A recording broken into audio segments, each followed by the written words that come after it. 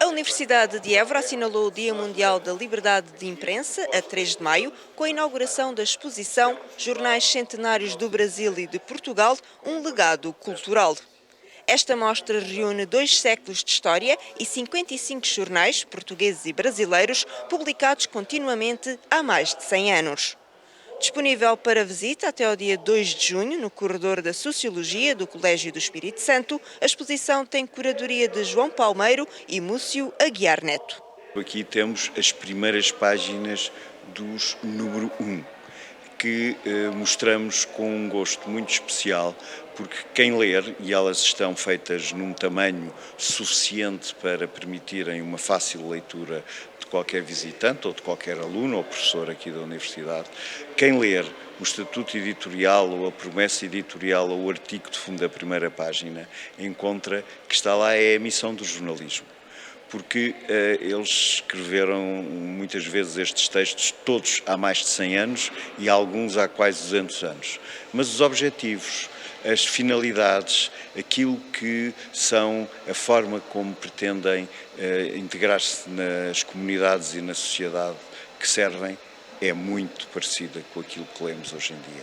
E isso dá-nos uma grande certeza em relação ao facto do jornalismo ser qualquer coisa de muito concreto e de muito permanente e necessário. Durante a inauguração da exposição, a reitora da Universidade de Évora lembrou que a presença da mesma no espaço desta instituição resulta de uma parceria entre a Academia Alentejana e a Associação Portuguesa de Imprensa. Hoje em dia, cada vez mais se coloca o problema da informação, da circulação da informação e dos suportes dessa mesma informação. Todos sabemos que a imprensa, que nós chamamos tradicional, vive momentos difíceis, devido, obviamente, a que uma grande parte do público é submetida a uma torrente de informação, muitas vezes não filtrada, muitas vezes não trabalhada, muitas vezes não refletida, e sobre a qual, na verdade, se debate muitas vezes a própria veracidade daquilo que é comunicado, e, portanto, isto chama-nos cada vez mais a atenção, ou pelo menos devia-nos levar cada vez mais a pensar sobre o que é, na verdade, comunicar, o que é, na verdade, informar e sobre os suportes dessa informação e dessa comunicação. Não o pensar será, na verdade, questionar o que será o futuro da própria circulação da informação e da própria formação dos cidadãos, porque, no fundo, o que está aqui em causa, quando nós discutimos a informação, os circuitos da informação, as fontes dessa mesma informação e a forma como essa informação é dada, o que nós estamos a discutir é a própria formação dos futuros cidadãos. A abertura da exposição foi antecedida pela palestra European Media Freedom Act, a liberdade de imprensa e a legislação europeia, com participação de editores, eurodeputados, jornalistas e académicos. Pela primeira vez estamos a discutir a legislação europeia para criar regras e disposições para a liberdade de imprensa, que é o conhecido como o EMFA, European Media Freedom Act, está em discussão. É um regulamento que a Associação Portuguesa de Imprensa apoia, para o qual tem contribuído bastante e que, na verdade, é um reflexo de muitas disposições que até já existem no ordenamento jurídico português, ou tem muitas disposições que já estão previstas no ordenamento jurídico português, portanto, imaginamos que não vai ter ou não vai implicar muitas alterações à legislação nacional, mas que vai ter um contributo de facto para vários mídia da imprensa europeia. O Dia Mundial da Liberdade de Imprensa foi ainda assinalado com a exposição Jornais Transtaganos, Imprensa de Alentejo, que está patente no Paço dos Henriques, em Alcáçovas, até 30 de dezembro.